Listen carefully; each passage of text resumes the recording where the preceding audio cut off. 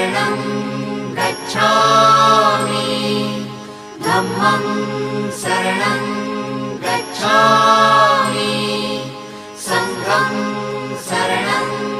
गच्छामि